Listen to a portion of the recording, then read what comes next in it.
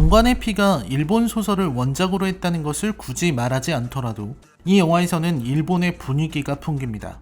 3대째 내려오는 직업, 다소 과도하게 연출된 캐릭터들, 묘하게 고착된 지배구조, 고위층 관료들의 전형적인 모습까지 일본의 분위기가 물씬 풍기는 작품이라 생각합니다. 보다 한국적인 느낌의 경찰 영화라면 베테랑이죠.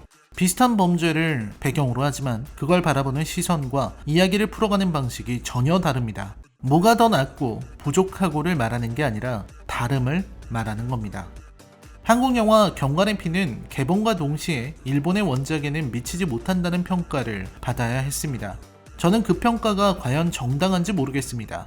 원작에 존재하는 이념의 이야기가 쏙 빠지고 진지한 투캅스를 만들었다는 데에는 동의합니다. 아니 정확히는 진지한 마이 뉴 파트너를 만든 거죠. 이런 식의 경찰 버디몰은 너무나 흔하고 특색도 없습니다. 굳이 3대를 내려온 경관의 피라는 것도 이 작품에서는 흐릿합니다. 그렇게 평범한 경찰 영화가 또 한편 세상에 나온 것에 불과하죠. 전반적으로 이야기 자체는 재밌습니다. 영화 초반부터 이어지는 긴장감 넘치는 스토리도 좋고 최우식의 연기 변신도 인상적입니다. 조진웅은 최근 비슷한 배역을 많이 하는 인상이 들지만 그래도 여전히 스크린을 압도하는 존재감을 보였다고 생각합니다. 그리고 이 영화는 결국 정의에 대해서 묻는 작품이었고 그 질문에 대해서 나름대로 진지한 논의를 보여주고 있습니다. 그걸 어떻게 바라보는지가 관건이겠죠. 이제 서로는 줄이겠습니다. 이제부터 경관의 피에 대한 치명적인 스포일러가 나옵니다. 감상에 유의하시기 바랍니다. 리뷰 시작합니다.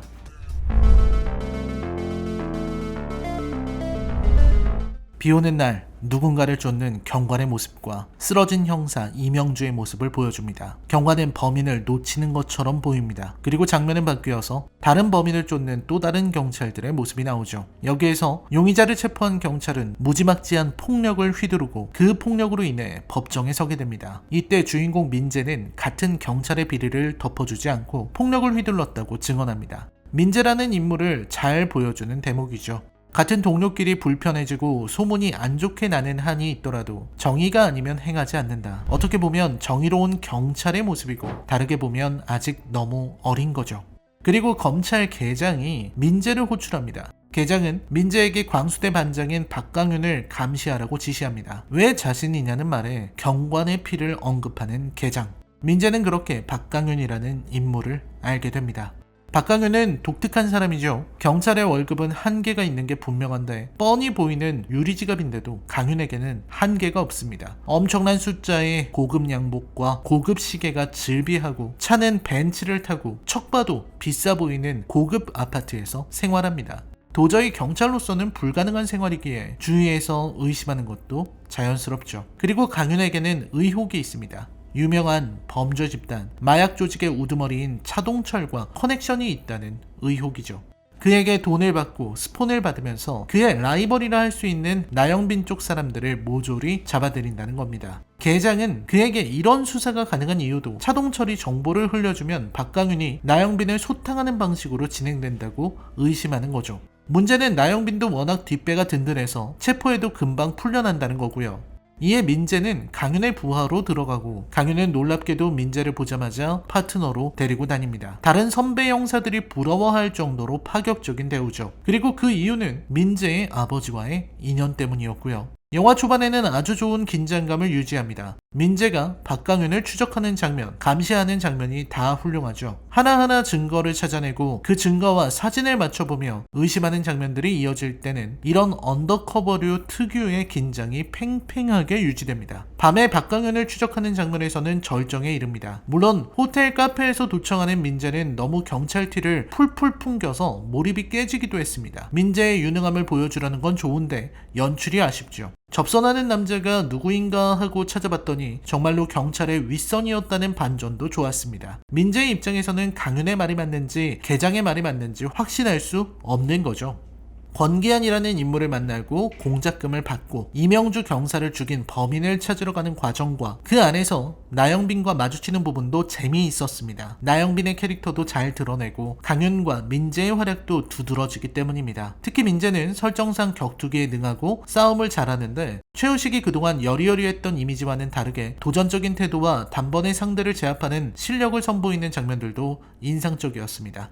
후배로서 민재는 평범하고 귀여운 막내고 융통성 없는 인물이지만 경찰로 행동할 때는 범죄자를 제압하는데 주저함이 없는 이중적인 매력을 갖추고 있는 거죠.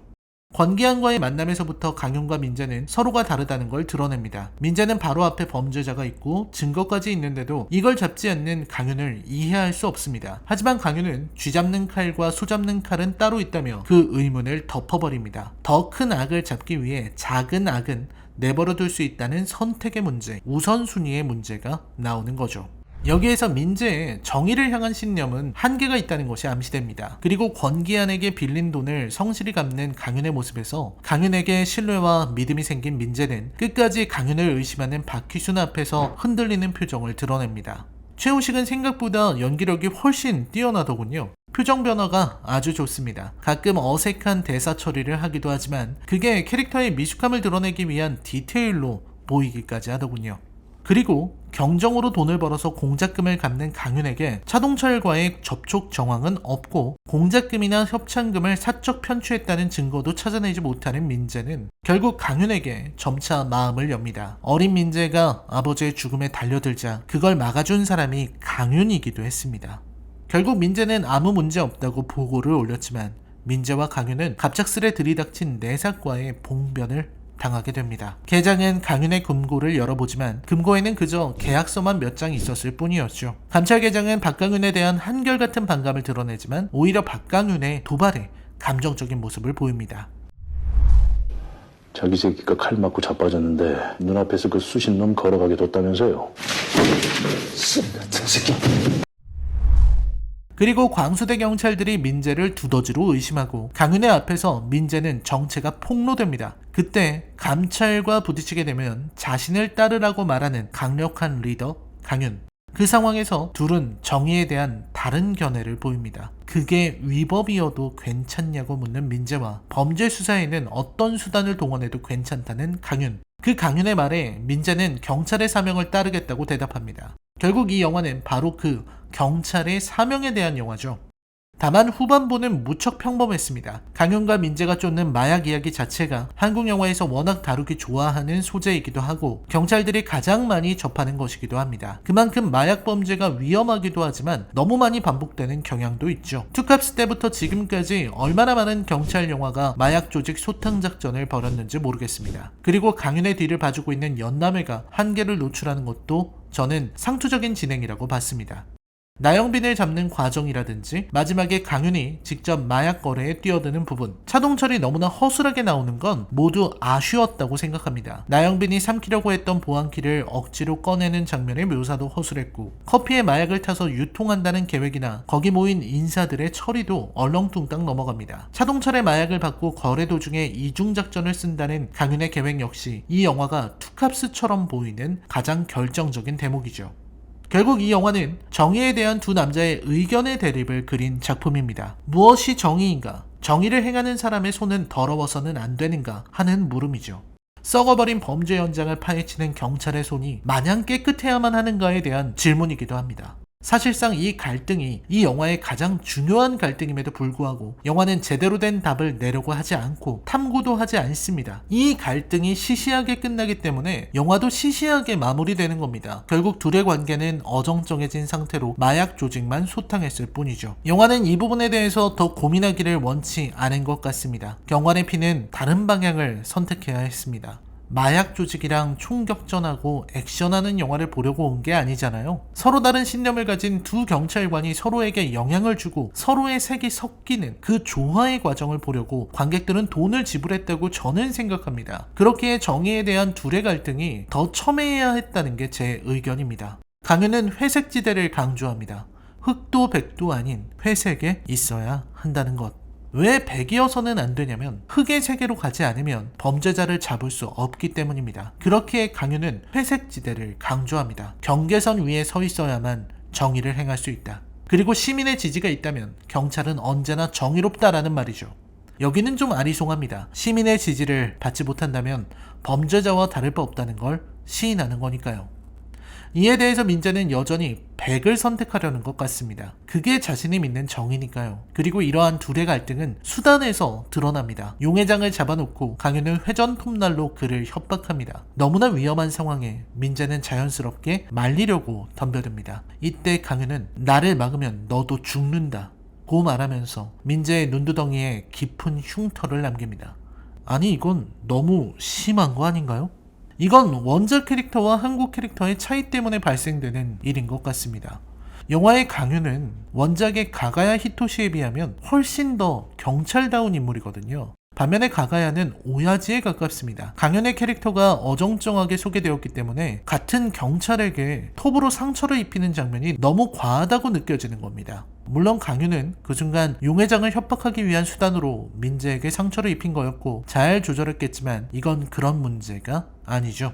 강윤의 캐릭터를 보다 극단적으로 묘사해야 했다고 저는 생각합니다. 강윤은 그냥 괜찮은 경찰 같아요. 돈이 많은 게 좀 이상하기는 하지만 그것도 전부 범인 잡으려고 쓰는 것들일 뿐이고 별로 나쁜 짓을 하지도 않고 조폭과의 연계도 그리 깊어 보이지가 않습니다. 그러니까 강윤이 범인을 잡기 위해서는 살인도 불사할 정도의 냉혈한으로 보이지 않는 거죠. 자연스레 강윤의 행동은 캐릭터와 불협화음을 일으키고요. 그렇다고 그 신념이 명확한 것도 아닙니다. 민재의 말에 대한 반응에서 알 수 있죠.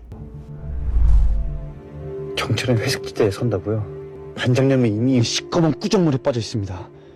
이번에 세상이 반장님 편에 서지 않을 거예요. 여기에서 강윤은 흔들리는 모습을 보여줘요. 사실 경정으로 돈을 따서 권기현에게 돈을 갚았다는 것 자체가 강윤이라는 캐릭터의 한계를 보여주는 겁니다. 저는 그 장면에서 어이가 없었어요. 운이 좋아서 돈을 땄습니다. 강윤은 더한 일이라도 하겠다고 합니다. 더한 일이라면 그건 그냥 범죄 아닌가요? 강윤이 무슨 돈이 있어서 몇 억이니 몇십억이니 하는 돈이 막 나오겠습니까? 강윤의 능력으로는 절대로 그런 돈을 갚을 수 없습니다. 결국 범죄에 손을 대거나 아니면 돈이 나올 곳이라고는 연남회밖에 없으니 연남회에 손을 벌릴 거고 그렇게 되면 강윤은 그냥 연남회의 사냥개로 전락할 뿐입니다. 이러한 행동 자체가 정의와 거리가 멀 뿐더러 지금 강윤은 감당하지 못할 도박을 하고 있는 거거든요.